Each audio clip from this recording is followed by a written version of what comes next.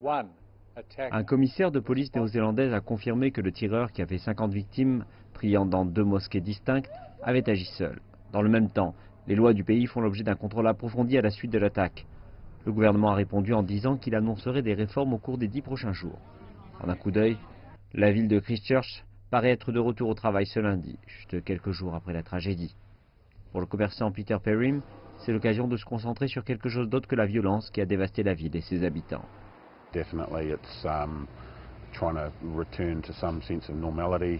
Pour d'autres, dans la seconde plus importante ville de Nouvelle-Zélande, le début de la semaine de travail, après un week-end de deuil, fut très difficile. It's a hard one on Monday to come back to and focus, but I think we just need to sort of stay strong.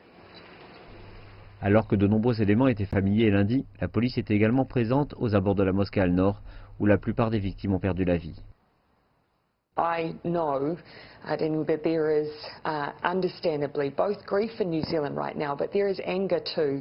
There are questions that need to be answered and that we are looking for as well. Les étudiants de l'une des écoles de la ville ont joué une cérémonie traditionnelle en tant qu'hommage aux victimes. Et des mémoriaux de fortune continuent d'apparaître avec des fleurs et des messages écrits. I just wanted to put out there a message of love and acceptance.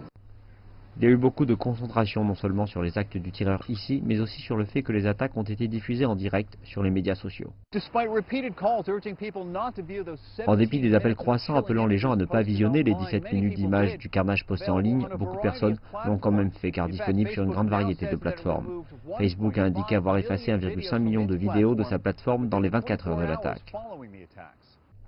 La première ministre de Nouvelle-Zélande a tenu sa première réunion avec son cabinet lundi, s'engageant à renforcer les lois sur les armes dans le pays.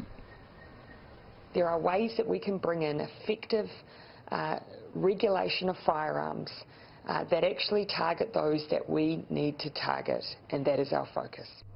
Pour Peter Perrim, l'objectif est désormais de trouver un moyen d'aller de l'avant.